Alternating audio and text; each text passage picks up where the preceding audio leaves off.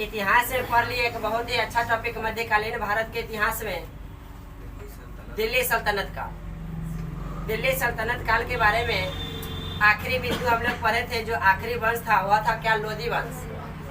और लोधी वंश के अंतिम में समापन के समय में हम बताए थे कि लोधी वंश का जो अंतिम शासक था वह इब्राहिम लोधी था, जिसे एक तुर्क शासक बाबर ने पराजित करके दिल्ली में एक नए राजवंश की स्थापना किया था, जिसे हम लोग मुगल वंश के नाम से जाने थे। आज की क्लास में हम लोग को मूल रूप से वह मुगल वंश ही पढ़ना। इसे हम लोग मुगल वंश कहते हैं या मुगल काल कहते हैं। मुगल साम्राज्य के नाम से भी जानते हैं। मुगल वंश, मुगल काल या मुगल साम्राज्य के। तो सबसे पहले हम लोग देख लेते हैं परिचय में मुगल काल का, कि मुगल काल का समय कब से कब तक माना जाता है। इतिहास में मुगल काल का जो समय माना जाता है 1526 से लेकर के 1857 ईस्वी तक। 1526 से 1857 के बीच भारत में मुगलों का शासन रहा और इनमें भिन्न भिन्न प्रकार के शासकों ने शासन की। सबसे पहले मुगल वंश में शासन करने वाले, इस वंश को बनाने वाले जो महान सम्राट थे वे थे कौन? बाबर। कहाँ के निवासी थे? तुर्क के। तुर्क के माना जाता है बाबर। कभी कभी आपको मध्य एशिया भी मिलेगा, मध्य एशिया भी, या नहीं तो तुर्क मिलेगा। तो याद कर लीजिए, मध्य एशिया या तुर्क कह सकते हैं। तो बाबर तुर्क का निवासी था।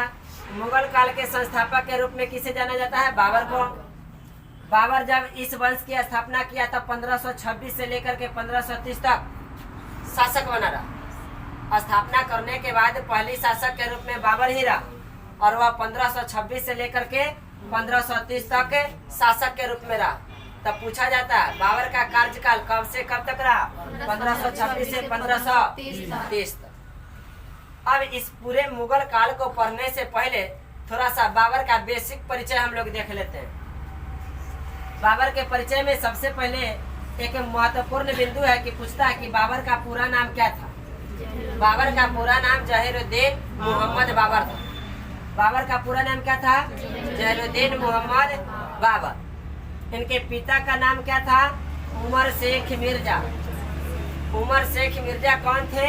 फरगना के गवर्नर थे। उमर शेख मिर्जा फरगना के गवर्नर थे।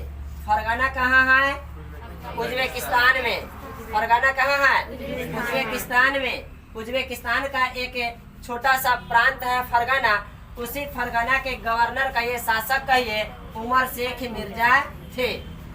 इन्हीं के पुत्र कौन हुए? बाबर। अब देखिए बाबर के माता का नाम क्या था? कुतलुग निगार खानम। बाबर के माता का नाम कुतलुग निगार खानम। जन्म हुआ था बाबर का कब? 14 फरवरी 1483 ईस्वी। बाबर का जन्म 14 फरवरी 1483 ईस्वी को कहाँ हुआ था? फरगना में। फरगना के शासक कौन थे? बाबर के पिता उमर शेख मिर्जा। जन्म फरगना में हुआ था। फरगना अभी बता दिए, वर्तमान समय में फरगना कहाँ है? उज्बेकिस्तान। एक क्वेश्चन और बनता है बाबर से कि बाबर किस वंश से संबंधित थे? बाबर तैमूर लंग के वंशज थे। तैमूर लंग के 5वें वंशज। एक वंश के बाद दूसरा वंश आता है, दूसरे वंश के बाद तीसरा वंश आता है, ऐसे करके क्रम से तैमूर लंग के 5वें वंश थे कौन? बाबर। बाबर की जो माता थी वह किस वंश से संबंधित थे? चंगेज खां। चंगेज खां के वंश से बाबर की माता थी। तैमूर के वंश से बाबर के पिता उमर शेख मिर्जा थे। तब बाबर का वंश पूछेगा तो चंगेज खां और तैमूर लंग दो वंश का इसका रिलेशन बनता है, संबंध बनता है। बाबर का रिलेशन तैमूर लंग से और बाबर के माता का वंश चंगेज खां से। तब बाबर के बारे में बेसिक परिचय देख लिए। अब हम लोग कहानी में आगे चलते हैं। इतिहास में बाबर की जो घटनाएं हैं, बाबर कब शासक बना, कब युद्ध किया, कब कहाँ विजय प्राप्त किया, वह अब हम लोग पढ़ेंगे। तो देखिए बाबर के बारे में सबसे पहले यह जान लेते हैं कि बाबर बहुत ही कम उम्र में ही शासक बना था। 12 वर्ष की अवस्था में 12 वर्ष की अवस्था में बाबर के पिता उमर शेख मिर्जा की मृत्यु हो जाती है। पिता की मृत्यु के बाद 12 वर्ष की अवस्था में ही फरगना के शासक बनता है। बाबर फरगना के शासक बन। अब इसको हम लोग थोड़ा सा चित्र के माध्यम से देखते हैं। यह हो गया भारत का क्षेत्र, और भारत के बाहर इधर है मध्य एशिया का क्षेत्र, जिसे हम लोग तुर्क भी कह सकते हैं। मध्य एशिया में तुर्क में ही यहाँ पर एक जगह है फरगना, यही है फरगना। फरगना के बगल में था समरकंद। समरकंद के बगल में था उज्बेक। समरकंद के बगल में क्या था? उज्बेक। जैसे ही बाबर 12 वर्ष की अवस्था में यहाँ पर गद्दी धारण किया, शासक बना, तब यह चाहा अपने साम्राज्य को थोड़ा विस्तार करने के लिए, बड़ा करने के लिए। तो फरगना का शासक तो बन गया। अब यह अपने पड़ोसी साम्राज्य समरकंद पर चाहा अधिकार करके समरकंद को जीत ले और इसे अपने क्षेत्र में मिला ले। बगल के क्षेत्र था समरकंद, इस पर नजर इसका भी था, उज्बेक का। यहाँ के शासक, उज्बेक के शासक थे सैवानी खां। सैवानी खां कहाँ के शासक थे? उज्बेक के। इधर से सैवानी खां सोच रहा था कि हम समरकंद को अपने में मिला लें। इधर से फरगना से बाबर सोच रहा था कि हम समरकंद को अपने में मिला लें। दोनों सोच रहा था कि बाबर ने अटैक कर गया समरकंद पर, समरकंद को जीत भी लिया, इसे अपने साम्राज्य में मिला लिया। अब फरगना और समरकंद मिलकर थोड़ा सा साम्राज्य बड़ा हो गया। इसके बाद बाबर का ध्यान चला गया उज्बेक पर। उज्बेक को जीतने के लिए यह उज्बेक पर आक्रमण करने की कोशिश किया। उज्बेक के शासक बताया आपको कौन? सैवानी खां। सैवानी खां ने बाबर को मुंहतोड़ जवाब दिया, उज्बेक को अपने हाथों से नहीं जाने दिया और इस तरह से पराजित किया कि बाबर को पुनः वापस लौट के फरगना आ जाना पड़ा। और यहाँ से सैवानी खां जो उज्बेक का शासक था, यह समरकंद को अपने में मिला लिया। बाबर से जीते हुए साम्राज्य समरकंद को छीन लिया कौन? उज्बेक शासक सैवानी खां। उसके बाद सैवानी खां का हौसला थोड़ा बढ़ गया। अब यह देखा कि अब हम फरगना को भी छीन लेंगे इससे। एक बार हरा देता है कोई व्यक्ति किसी को तो उसका हौसला बढ़ता है। सैवानी खां क्या किए? बाबर को समरकंद से भगा दिए। बाबर चल आया पुनः कहाँ? फरगना। सैवानी खां थोड़ा सा और हिम्मत लगाए, अपने सैनिक को और मजबूत किए और उसके बाद फिर फरगना पर आक्रमण किए। फरगना को भी जीत लिए, बाबर को हरा दिए यहाँ से। अब बाबर का हाथ खाली हो गया। सोचा अब क्या करे? जो हाथ में अपना था अपना जो बेस साम्राज्य था, जो हमारे पिता का साम्राज्य था, जिस पर हम खुद के शासक के रूप में रहे, वह भी हमसे छीन लिया गया। बाबर खाली हो गया। पूरा पर अधिकार हो गया किसका? सैवानी खां। अब बाबर सोचा कि अब हम इधर के तरफ एंट्री मारते हैं। किधर? भारत के तरफ। भारत के तरफ एंट्री मारने से पहले इधर में एक छोटा सा साम्राज्य था, काबुल। बाबर पहले देखा कि पहले बगल में काबुल है, इसको ट्राई मार के देखते हैं, कहीं हाथ लग जाए तो भारत में एंट्री करने में सुविधा हो जाएगा। उसे अपना जब साम्राज्य फरगना उससे छीना गया था, तब वह काबुल की तरफ आया। काबुल कहाँ है? अफगानिस्तान में। काबुल पर विजय प्राप्त किया था 1504 ईस्वी में। 1504 में उन्होंने काबुल पर विजय प्राप्त करके अपना रहने का एक साम्राज्य अपने पास रख लिया, काबुल। और काबुल के बगल में एक और साम्राज्य था, कंधार। काबुल पर विजय प्राप्त करने के बाद 1506 ईस्वी में बाबर ने बगल के साम्राज्य कंधार पर विजय प्राप्त किया। कंधार पर आक्रमण करके इसे भी जीत लिया। कंधार को जीतने के बाद अब इसका साम्राज्य थोड़ा सा बड़ा हो गया। काबुल और कंधार दोनों मिलाकर क्या किया? काबुल को उन्होंने अपनी राजधानी बना लिया। कब? 1506 में। 1506 में कंधार को जीतने के बाद जब साम्राज्य थोड़ा बड़ा हो गया, तब बाबर क्या किया? काबुल को अपनी राजधानी बना ली। और इसी समय बाबर ने मिर्जा की उपाधि को मिर्जा की उपाधि त्याग करके उन्होंने बादशाह की उपाधि धारण किया था, बादशाह। बाबर की इतिहास हम लोग पढ़ रहे हैं। बाबर भी इस्लाम धर्म से संबंधित, ये भी मुस्लिम। लेकिन ये सुल्तान नहीं कहलाए। कारण क्या था? इन्होंने कोई खलीफा को नहीं माना, कोई खलीफा से सनद पत्र लेने की आवश्यकता नहीं समझा। यह उपाधि धारण किया तो क्या चीज का? बादशाह की। सुल्तान की उपाधि धारण नहीं किया। सुल्तान की उपाधि दिल्ली सल्तनत के जितने भी शासक थे वे लोग सुल्तान की उपाधि धारण करते थे। मुगल साम्राज्य जब आया, मुगल काल आया, तो इस काल के जितने भी शासक हुए वे सभी ने बादशाह की उपाधि धारण किए थे। सुल्तान की जगह पे बादशाह। बादशाह से पहले बाबर का जो उपाधि था, जो उसका वंशज था, वह क्या था? मिर्जा। मिर्जा की उपाधि था। मिर्जा की उपाधि उन्होंने कब त्याग किया? कंधार विजय के बाद। कंधार विजय के बाद बाबर ने मिर्जा के उपाधि को त्याग करके बादशाह की उपाधि धारण किया। अब बाबर क्या करता है? भारत की तरफ आगे बढ़ता है, भारत में प्रवेश करता है। तो भारत में प्रवेश करता है तो दो बड़ा बड़ा किला था। एक था बाजौर का किला और दूसरा था भीरा का किला। भीरा का किला 1518 ईस्वी में बाबर पहली बार भारत में एंट्री कर गया। कब? 1518 में। अब 1518 में बाजौर और भीरा पर उन्होंने आक्रमण करके यह दोनों को भी जीत लिया। जैसे जैसे जीतते गया अपनी साम्राज्य का विस्तार करते गया। देखिए पहले दो यहाँ था, अब इसका साम्राज्य यहाँ तक हो गया। किसे किसे जीत लिया? बाजौर और भीरा को। कब? 1518 ईस्वी में। इसके बाद भारत अब प्रवेश करना चाहता है किधर? उत्तर भारत की ओर। यह किधर से प्रवेश किया था? दक्षिण पश्चिम क्षेत्र से। दक्षिण पश्चिम सीमा से प्रवेश किया था।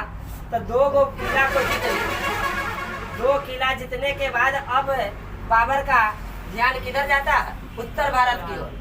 उत्तर भारत में कुछ और साम्राज्य स्थापित था, जैसे में बीच में स्थापित था दिल्ली।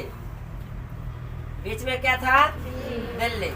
और दिल्ली से पहले एक और साम्राज्य था, वो था क्या चीज? पंजाब।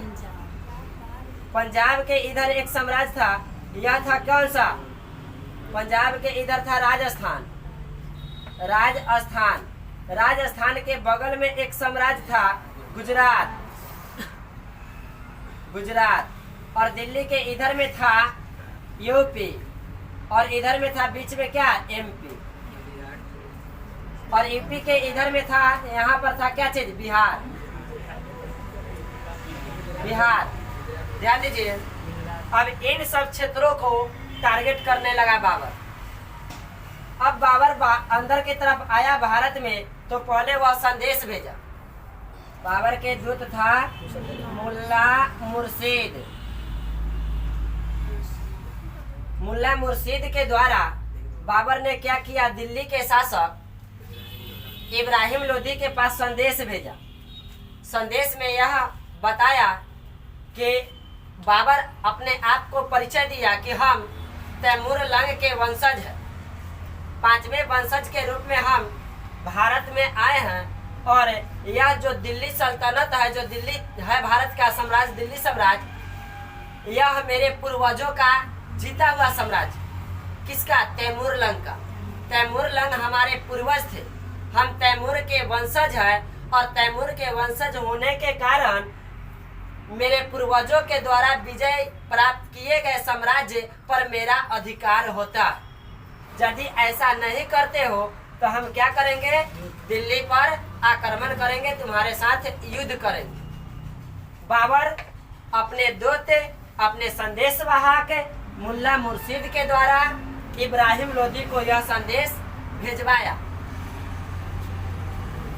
जब मुल्ला मुर्शिद इब्राहिम लोदी के पास आ रहा था तो उससे पहले पंजाब के एक शासक थे दौलत खां। दौलत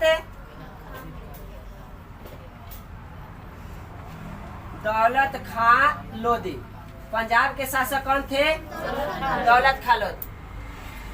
दौलत खां लोदी मुल्ला मुर्शिद को रोक लेता है। जब यहाँ से चला था इधर से, तब पंजाब होकर के ही ना दिल्ली पहुंचता, तब पंजाब में ही रोक लिया। कौन? दौलत खां लोदी। और यह कहा कि इन्होंने सारी मुल्ला मुर्शिद ने दौलत खां लोधी से ये सभी बातें को बताया। यह कहा कि आप यहीं से वापस चला जाइए, यह सूचना मैं इब्राहिम लोधी को दे देता हूँ। दौलत खां लोधी को इब्राहिम लोधी से थोड़ा सा खटपट चल रहा था। दौलत खां लोधी को इब्राहिम लोधी से थोड़ा खटपट चल रहा था, तकलीफ था। और इसके बगल में था राजस्थान। राजस्थान मेन माना जाता है। राजस्थान में मेन जो जगह था वह था मेवाड़। राजस्थान का जो मेन सेंटर था जहां पर गवर्नर बैठता था वह जगह था मेवाड़। कभी कभी राजस्थान दे देगा, कभी कभी मेवाड़ देगा। और यहाँ का शासक था राणा संगा। राणा संगा, राणा संगा को भी इब्राहिम लोधी से नहीं बनता था। पंजाब के शासक दौलत खां लोधी, इसको भी इब्राहिम लोधी से नहीं बनता था। यह दोनों को इब्राहिम लोधी से तकलीफ था। इधर से बाबर संदेश भेजा, दौलत खां लोधी को मौका मिल गया। इसे लगा कि हमको भी इससे नहीं बनता, कि हट ही जाए दिल्ली से तो ठीक रहेगा। और इन्होंने दौलत खां लोधी ने क्या किया, बाबर को आमंत्रित कर दिया कि आइए नहीं, ऐसे नहीं हटने वाला, बहुत टेढ़ है, यह ऐसे नहीं हटेगा, साम्राज्य नहीं छोड़ेगा। आप आक्रमण कीजिए दिल्ली पर, हम आपको मदद करेंगे। कौन कहा? दौलत खां लोधी। कहाँ का शासक था? ये पंजाब का। इधर से एहो मौका का फायदा उठा लिया राणा संगा। ये कहाँ का शासक था? मेवाड़ राजस्थान का। यह कहा कि इब्राहिम लोधी से इसे भी नहीं बनता था। यह भी क्या किया, बाबर को खबर किया कि आप आइए, मैं भी आपको मदद करूंगा। आपको सेना यदि कमेगा ना तो हम आपको सेना भी देंगे। आप किसी तरह से दिल्ली पर आक्रमण करिए, इब्राहिम लोधी को हटाइए यहाँ से। ये दोनों के मन में क्या कि बाबर आएगा, हम मदद कर देंगे बाबर को, इब्राहिम लोधी को हटाएगा यहाँ से हरा करके। जैसे तैमूर यहाँ पर इस दिल्ली को जीत करके फिर वापस मध्य एशिया चला गया था, बाबर भी तो उसी का वंशज है, वहीं से आया था। विजय प्राप्त करके इब्राहिम लोधी को खत्म कर देगा और फिर चला जाएगा। और हम दोनों इसको मदद करले रहेंगे ना तो हमारा दोनों में से किसी को शासक बना देगा। ये अपना चक्कर में था राणा संगा कि हम दिल्ली के शासक बन जाए। दौलत खां लोधी अपने चक्कर में था कि हम दिल्ली के शासक बन जाए। इसी चक्कर में ये दोनों पिसा गया। ये दोनों ने क्या किया, बाबर को भारत पर आने के लिए आमंत्रित किया। बहुत महत्वपूर्ण क्वेश्चन। किसने आमंत्रित किया था? दौलत खां लोधी और राणा संगा। राणा संगा कहाँ का शासक था? दौलत खां लोधी कहाँ का था? पंजाब का। अब जब ये दोनों ने आमंत्रित किया तब बाबर तब फूल के एकदम तुम्मा हो गया, उसका दिल बाग बाग हो गया। तुरंत सोचा न समझा अटैक कर दिया। कहाँ? दिल्ली पर अटैक किया। लेकिन बाबर का मनोवृत्ति क्या था? साम्राज्य विस्तार करना। वह देखा कि एक तरफ से क्रमानुसार सब हो जाए तो ठीक रहेगा। पंजाब को छोड़ के दिल्ली पर अटैक करना उसे थोड़ा सा कठिनाई महसूस हुआ। देखा कि बाजौर अपन हो ही गया तो बगल में पंजाब है, पहले एक न अपना में मिला लेते। अब बाबर क्या किया, पंजाब पर आक्रमण कर दिया। 1525 ईस्वी में 1525 ईस्वी में बाबर किस पर आक्रमण किया? किसको खत्म कर दिया? दौलत खां लोधी को खत्म कर दिया। दौलत खां लोधी को खत्म करके पंजाब को अपने साम्राज्य में मिला लिया। जैसे ही पंजाब पर विजय प्राप्त किया, राणा संगा जो था सचेत हो गया। ये समझ गया कि जो बात हम सोचे थे वैसा नहीं होगा, ये तो बेकार हो गया। ये तो दिल्ली से पहले पंजाबे को खत्म कर दिया, अब ऐसे करते करते बारी बारी से सबको खत्म कर देगा। यह बात राणा संगा के समझ में आ गया। अब राणा संगा क्या करता है, जो कमिटमेंट किया था कि हम अपन सेना से मदद करेंगे, ये अपन सेना को समेट करके रख लिया, अपने पास नहीं दिया। अभी पछताने लगा कि बेकार हम बाबर को मदद किए थे, बेकार कहे आने के लिए। उससे अच्छा तो यह था इब्राहिम लोधी ठीक था, उससे बाबर से कहीं अच्छा इब्राहिम लोधी था।